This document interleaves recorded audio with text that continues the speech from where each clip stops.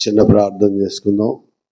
మహాపరిశుద్ధుడును జీవము కలిగిన మా తండ్రి, కృప కలిగిన మా దేవ, నీ పరిశుద్ధ నామమును బట్టి స్తోత్రాలు. ఉదయకాలమున మాకు ఏమి బోధిస్తావో బోధించినటువంటి నీ వాక్యాన్ని మేము జాగ్రత్తగా విని మారు మనసు పొందినట్లుగా చేయమని, నీ రాజ్య వారసులుగా చేయమని, ప్రతి ఒక్కరూ శ్రద్ధగా ఆలకించినట్లుగా నీ కనికరము దయచేయమని యేసు ప్రభు నామమున వేడుకొనుచున్నాము తండ్రి, ఆమేన్.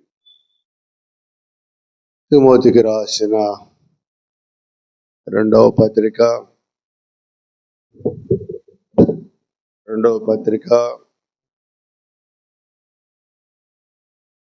4వ అధ్యాయము. వాక్యమును ప్రకటించుము, సమయమందును అసమయమందును ప్రయాసపడుము. వాక్యమును ప్రకటించాల, మనము ప్రకటించాల వాక్యమును. సమయమందును అసమయమందును. వాక్యము అసమయమందు సమయమందు ప్రకటించాల. 195 పేజీ, 195 పేజీ నంబర్ 195, క్రొత్త నిబంధన గ్రంథము.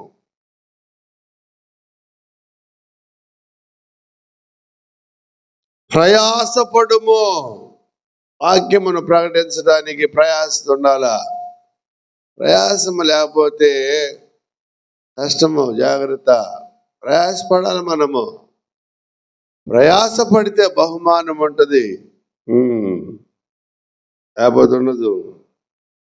సంపూర్ణమైన దీర్ఘ శాంతముతో ఉపదేశించుచు ఖండించుము, గద్దించుము, బుద్ధి చెప్పుము. ఖండించాల, మనము గద్దించాల. తప్పు చేస్తే దండించాల, ఖండించాల, బుద్ధి చెప్పాలా. బుద్ధి చెప్పమన్నాడు యేసు ప్రభు, చెప్పమన్నాడు. తిమోతికి రాసిన 2వ పత్రిక 4వ అధ్యాయము 2వ వచనము.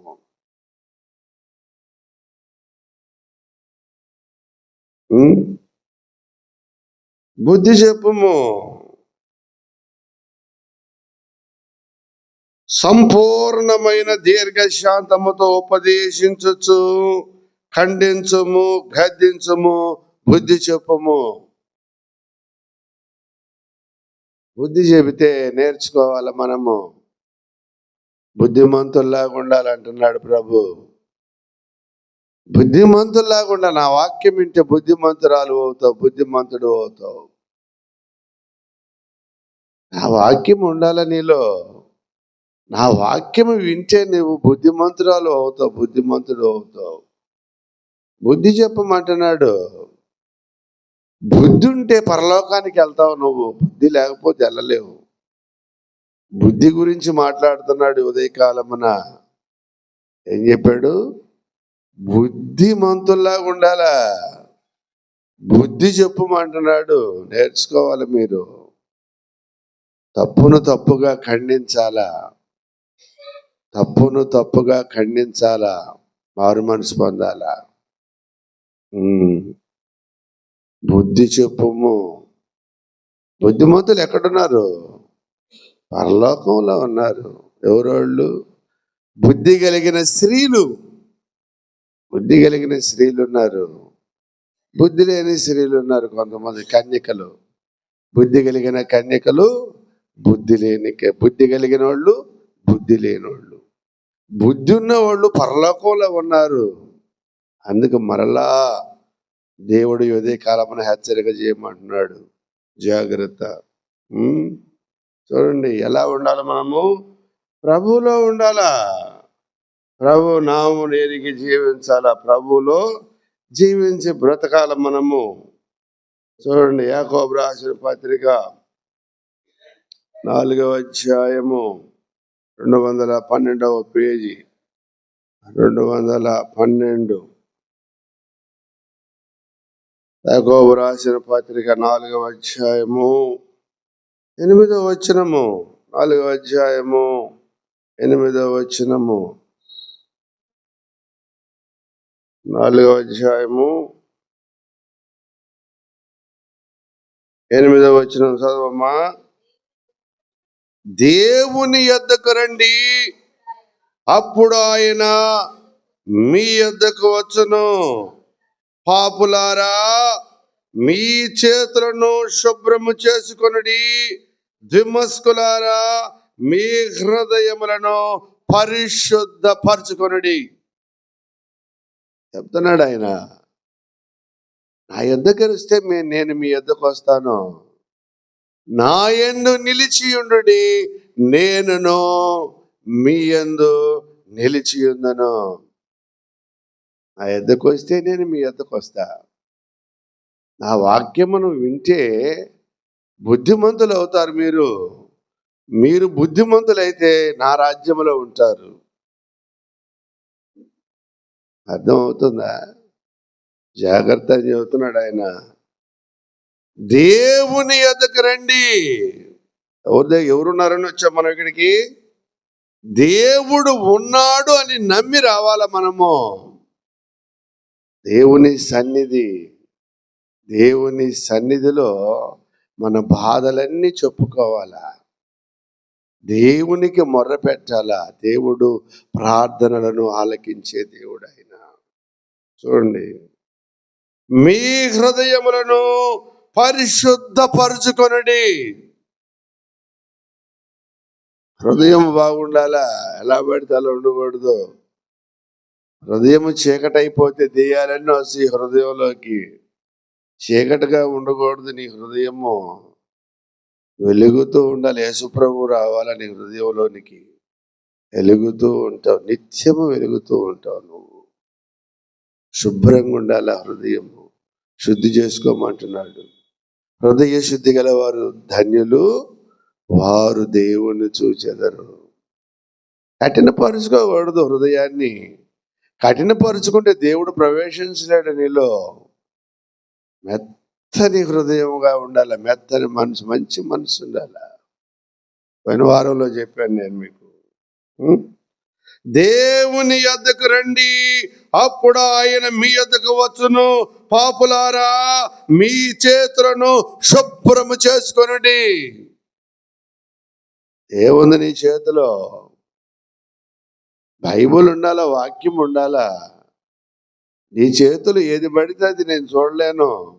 నా బిడ్డలు మీరు, నా సంతానము. పాపము నేను చూడలేను. పాపుల్లాగా ఉండొద్దు మీరు. ఆరు మనసు పొంది నా బిడ్డల్లాగా ఉండండి, నా పిల్లల్లాగా ఉండాలి మీరు అంటున్నాడు ఆయన. పాపులారా, మీ చేతులను శుభ్రము చేసుకొనుడి. ద్విమస్కులారా, మీ హృదయములను పరిశుద్ధపరచుకొనుడి. పరిశుద్ధత ఉండాల. పరిశుద్ధత ఉంటేనే పరలోకంలో ఉంటాం. పరిశుద్ధులుగా జీవించాలా, పరిశుద్ధులుగా మరణించాలా. పరిశుద్ధ జీవితము జీవించమని ఉదయకాలంలో దేవుడు హెచ్చరిక చేస్తున్నాడు. చూడండి, తిమోతికి రాసిన రెండవ పత్రిక 195వ పేజీ, 2వ పత్రిక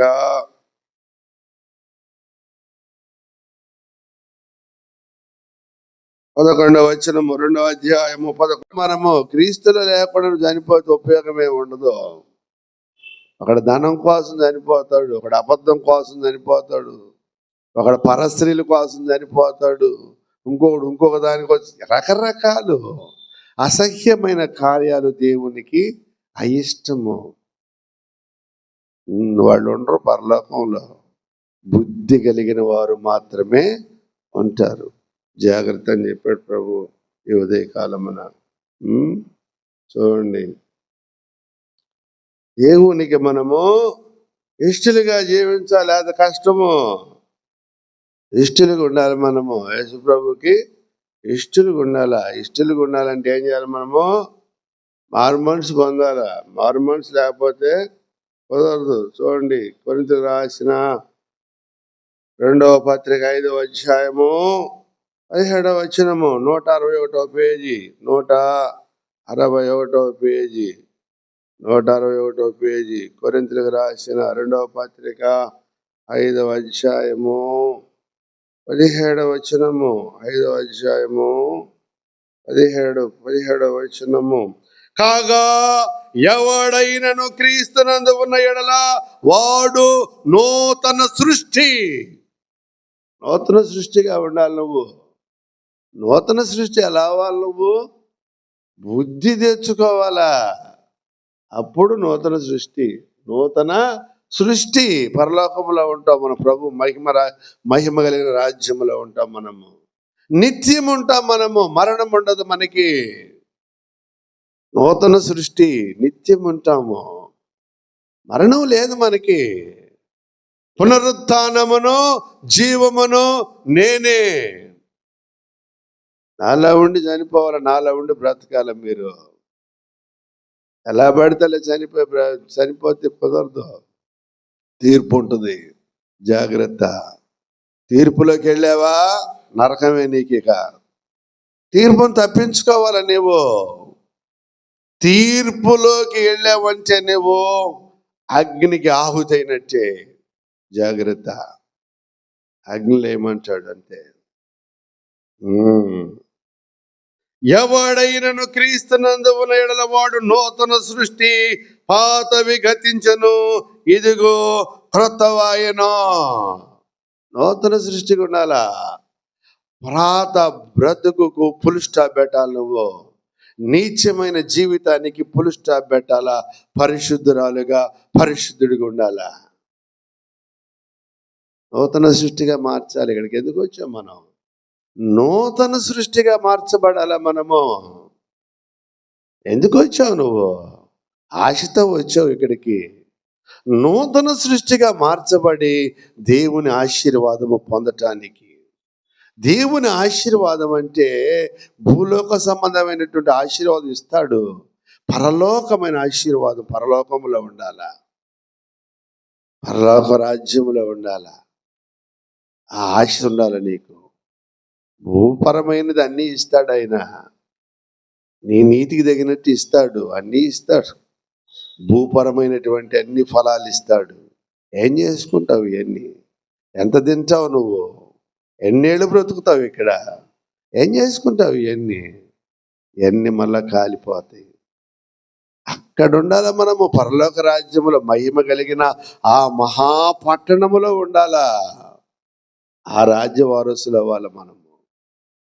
ఇహపరం కాదు మంది. క్రీస్తులో ఉండి చనిపోతాం, క్రీస్తులో లేపబడతాం, క్రీస్తు దగ్గర మనము నిత్యం ఉంటాం. మనము మరణం ఉండదు మనకి. మహిమ కలిగిన రాజ్యములో ఉంటాం. మహిమ ఉంటుంది అక్కడ, మామూలుగా కాదు, ఇక్కడ ఉన్నట్టు కాదు. మహిమతో నింపబడతావు నువ్వు. మహిమ ఉంటుంది. జాగ్రత్త. ప్రభు చెప్పాడు, హెచ్చరిక చేస్తున్నాడు. ఇవన్నీ నూతన సృష్టిగా ఉండాలా. పాత బ్రతుకుకు ఫుల్ స్టాప్ పెట్టాలా. పాపమును విసర్జించాలా. నువ్వు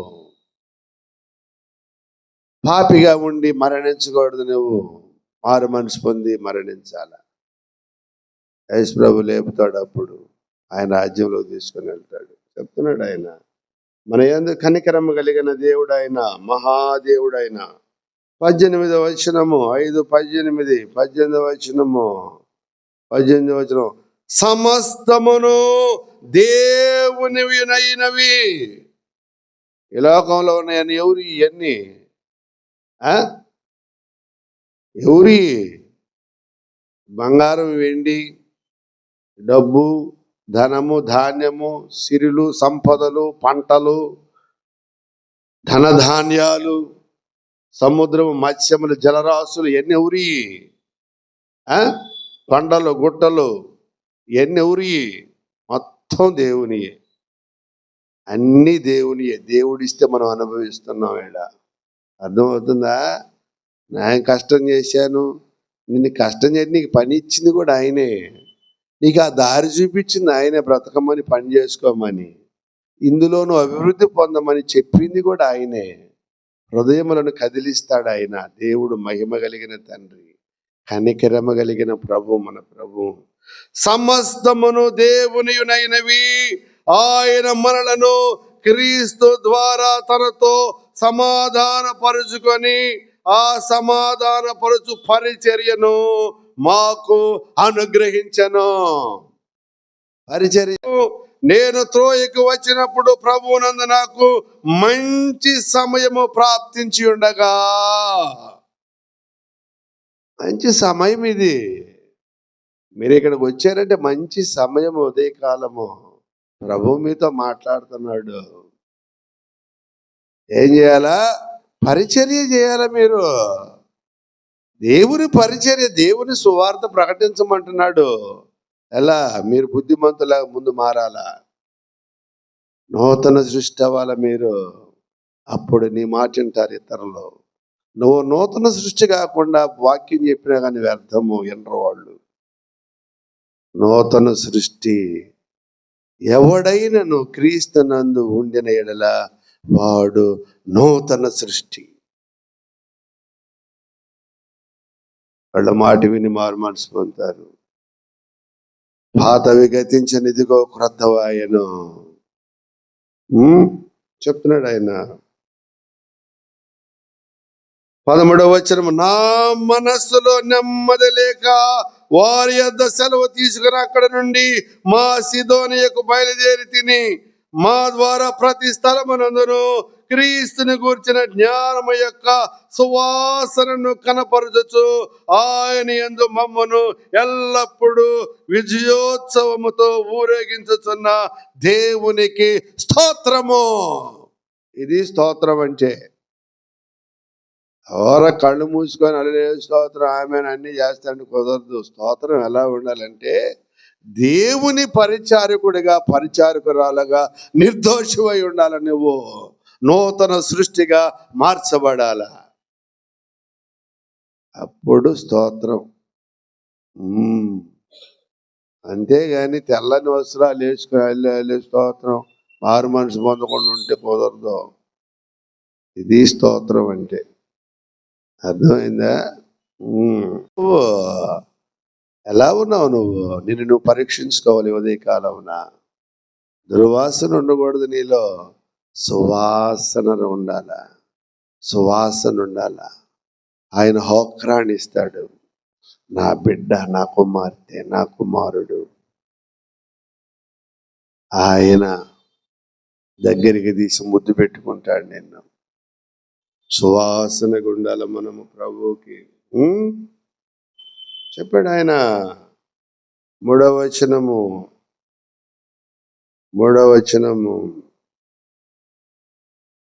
ప్రభు చెప్పాడు, మెత్తని హృదయములను పలకల మీద జీవము కలిగిన దేవుని ఆత్మతో.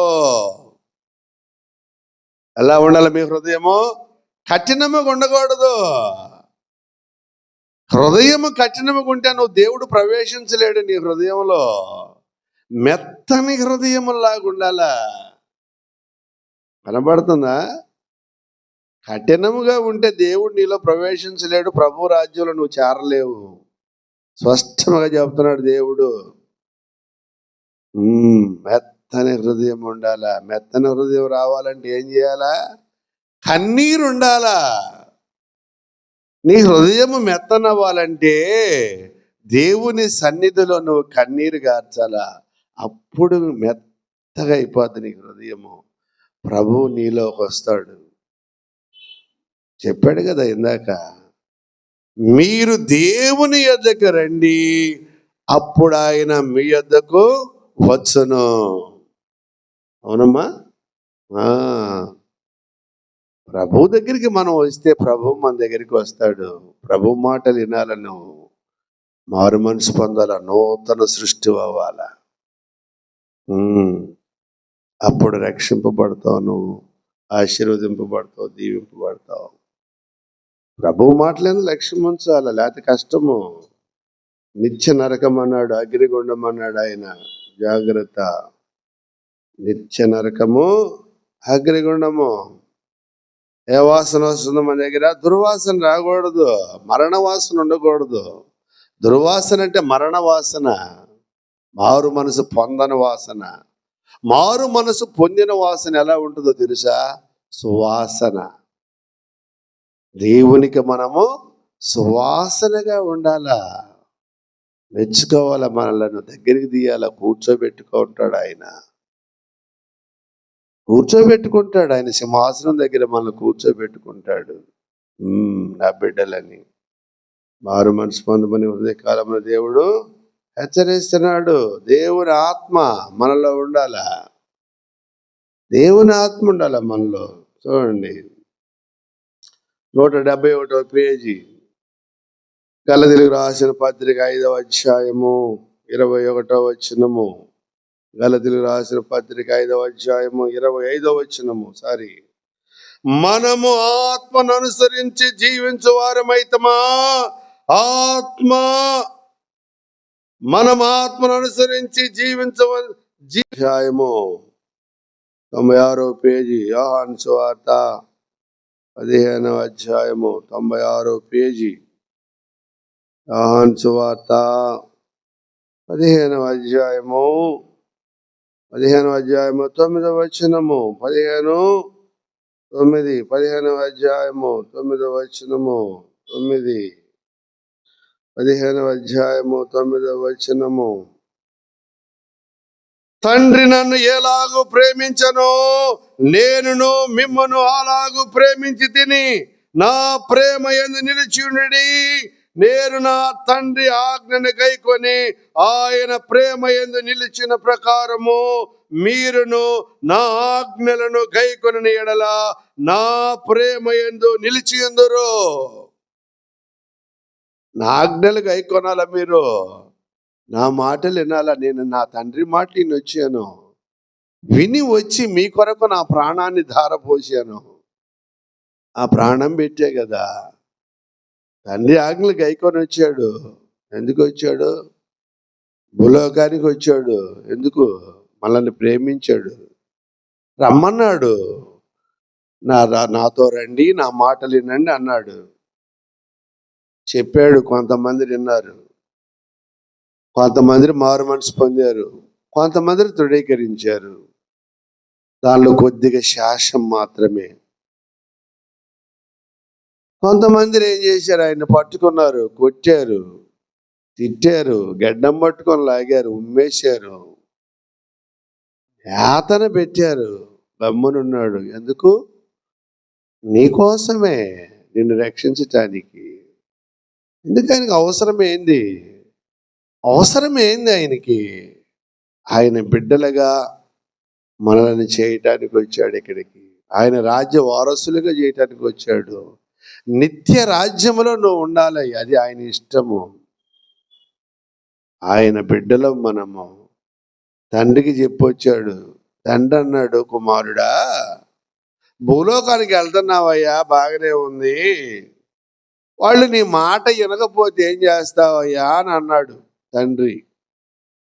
నానా, నేను అన్నీ కొని పెడతాను నాన్న, మన బిడ్డలే కదా, మనమే కదా వాళ్ళని పుట్టించింది, అన్నీ కొని పెడతాను, మంచి వస్త్రాలు ఇస్తాను, వెండి వైడూర్యాలు బంగారం ఇస్తాను, అన్నీ ఇస్తాను నానా అని అన్నాడు. సరేనయ్యా కుమారుడా అన్నాడు. అయినా కానీ వాళ్ళు నీ మాట వినకపోతే ఏం చేస్తావయ్యా అన్నాడు. ఇంకా మంచి మంచి ఇస్తానన్నాడు. ఇచ్చాడు. మంచి వస్త్రాలు ఇచ్చాడు, మంచి ఇల్లు కట్టించాడు, మనకి మంచి భోజనం పెట్టాడు, స్థిరాస్తులు ఇచ్చాడు, ఏది అడిగితే అది ఇచ్చాడు. వాళ్ళకి ఏది అడిగితే అది ఇస్తాను నాన్న అన్నాడు. అయినా వాళ్ళు నీ మాట వినకపోతే ఏం చేస్తావయ్యా అన్నాడు. మంచి ఫలాలు ఇస్తాను, మంచి ధనధాన్య సమృద్ధిని ఇస్తాను, వృక్ష ఫలాలను ఇస్తాను, బంగారం ఇస్తాను, వెండి ఇస్తాను, ధనం ఇస్తాను, డబ్బు ఇస్తా అన్నాడు. ఇస్తానన్నాడు. అయినా వాళ్ళు నీ మాట వినకపోతే ఏం చేస్తావయ్యా? నా ప్రాణము పెడతాను. పెట్టాడు మన కొరకు ఆయన ప్రాణము. ఎట్టయినా తీసుకొని వస్తాను నేను మన రాజ్యంలోకి. మన రాజ్యములోనికి ఎట్టయినా తీసుకొని వస్తాను నాన్న అని తండ్రి దగ్గర ఆజ్ఞ పొంది వచ్చాడు ప్రభు. అర్థమైందా అమ్మా? అన్నీ ఇచ్చాడుగా మనకి. భూమి మంద కాదు, ఆయనది భూమి. భూఫలములన్నీ ఆయనయే, మనవి కాదు ఇవన్నీ. ఆయన ఇస్తే మనం అనుభవిస్తున్నాం. నా ప్రాణము పెడతాను. సంతోషపడ్డాడు తండ్రి. ప్రాణం పెట్టాడు మనందరి కొరకు, ఆయన రాజ్యంలోనికి వారసులుగా చేయటానికి. మనకి రాజ్యం భూలోకం కాదు, ఇది కాదు. మనకి మహిమ కలిగిన రాజ్యం ఉంది. ఆ రాజ్యములకు వారసులు అవ్వాలంటే పాప క్షమాపణ, మారు మనసు ఉండాలి. నిత్యం ఉంటాం మనం ఆయనతోటి. మరణం ఉండదు మనకిక. క్రీస్తులో ఉండాల. ఎవరిది భూమి చూద్దాం, చూడండి. భూమి ఎవరిదో చూడండి ఒకసారి, అర్థమవుతుంది మీకు కూడా. భూమి ఎవరిది? భూలోకం ఎవరిదమ్మా? భూమి ఎవరు చూడండి ఒకసారి. నిర్గమాకాండము మాట చెప్పి ముగిస్తాను నేను. నిర్గమాకాండము 19వ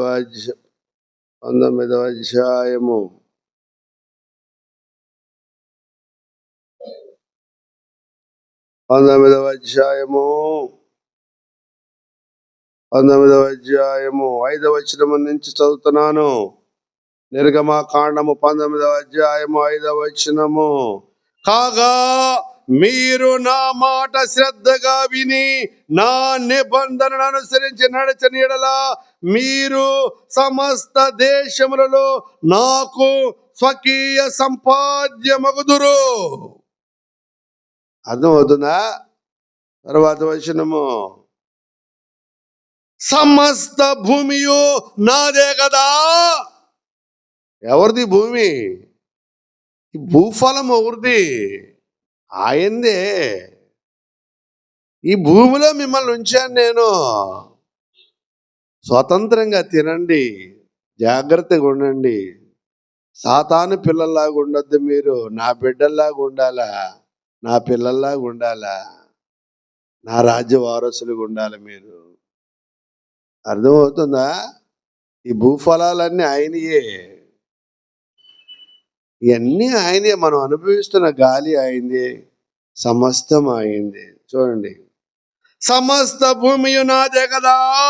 మీరు నాకు యాజక రూపమైన రాజ్యముగాను పరిశుద్ధమైన జనముగాను ఉందరని చెప్పుము. ఇది నా బాధ్యత. నన్ను చెప్పమంటున్నాడు మీకు. నా రాజ్యంలో ఉండాలి మీరు, నా రాజ్యంలాగా ఉండాలి మీరు, నా మహిమగా ఉండాలి మీరు, నా మహిమగా మీరు ఉండాలా. నా మహిమ మీ మీద ఉంటుంది. ఏం చేశాడు ఆదాము? తినొద్దన్న పండు తిన్నాడు, మహిమ కోల్పోయాడు. ఏమైపోయాడు? వెళ్ళగొట్టబడ్డాడు. గెట్ అవుట్ అన్నాడు దేవుడు. అంతే, గెట్ అవుట్. ఇద్దరు వెళ్ళిపోయారు, భార్యాభర్తలు ఇద్దరు గెట్ అవుట్. మహిమ లేదు, అంతమంది మహిమ ఉంది. ఎప్పుడైతే అవ్వ పళ్ళు కోసుకొచ్చింది, తినింది, ఈ చేతుల నుంచి ఆ చేతిలో పెట్టింది, ఆదాము చేతిలో, ఇద్దరు తిన్నారు, ఇద్దరు పాపులు అయిపోయారు. Get out. ఇద్దరు వెళ్ళిపోయారుగా. ఆదాము ఎవరు? దేవునికి కుమారుడు. మొదటి ఆదాము, కడపటి ఆదాము యేసుక్రీస్తు ప్రభు. మొదటి ఆదాములో నుండి పాపం బయలుదేరింది, కడపటి ఆదాముల నుండి రక్షణ బయలుదేరింది. రక్షకుడిగా వచ్చాడు యేసు ప్రభు. చెప్పాడు కదా, ఆజ్ఞ పొంది వచ్చాడు తండ్రి దగ్గర నుంచి. ఏం ఆజ్ఞ? ప్రేమిస్తా అన్నానా? వాళ్ళు నీ మాట ఎనరయ్యా, నువ్వు ప్రేమించిన, అయినా బాగా ప్రేమిస్తానన్నాడు. ప్రేమించాడు మనలను. అన్నీ ఇస్తానన్నాడు, ఇచ్చాడు. అయినా నీ మాట ఎనరు అన్నాడు. నా ప్రాణము పెడతాను. పెట్టాడు ఆయన ప్రాణము. సంతోషించినాడు తండ్రి. మరి ప్రభు కొరకు నువ్వేమిస్తున్నావు? ఆయన ప్రాణం పెట్టాడు కదా మన కొరకు. ప్రభువుకు నీవేం అప్పగిస్తున్నావు? నీవేం అర్పించుకుంటున్నావు? నువ్వు ప్రభువుకు అర్పించుకో. ధన్యుడు, ధన్యురాలు. ప్రార్థన చేసుకుందాం, కళ్ళు మూసుకుందాం. మహాపరిశుద్ధుడును జీవము కలిగిన మా తండ్రి, కృప కలిగిన మా దేవ, నీ పరిశుద్ధ నామమును బట్టి స్తోత్రాలు, వందనాలయ్యా. ఈ ఉదయకాలంలో మాకు బోధించావు, నేర్పించావు తండ్రి. మంచి సంగతులు మాకు బోధించావు ప్రభువా. బుద్ధి కలిగి జీవించమన్నావు తండ్రి. మారు మనసు పొందమన్నావు నాయన. నూతన సృష్టిగా ఉండమన్నావు తండ్రి. నా రాజ్యముగా ఉండమన్నావు ప్రభువా. నా బిడ్డల్లాగా ఉండమన్నావు తండ్రి. నా మహిమ నీకు ఇస్తానన్నావు తండ్రి. నా ఐశ్వర్యము నీకు ఇస్తానన్నావు ప్రభువా. సమస్తం ఇస్తానన్నావు తండ్రి. నీకు స్తోత్రాలు నాయన. నీ ఆత్మతో నింపండి నాయన. ప్రతి ఒక్కరు నీ రాజ్య వారసులుగా చేయమని యేసుక్రీస్తు పరిశుద్ధ నామములో మిక్కిలి వినయముగా బ్రతిమాలుకొని ప్రార్థనను సమర్పించుకొని అడిగి వేడుకొనుచున్నాము తండ్రి. ఆమేన్. త్రియేక దేవుడు మనందరికి తోడై దీవించి నడిపించునుగాక. ఆమేన్, ఆమేన్, ఆమేన్.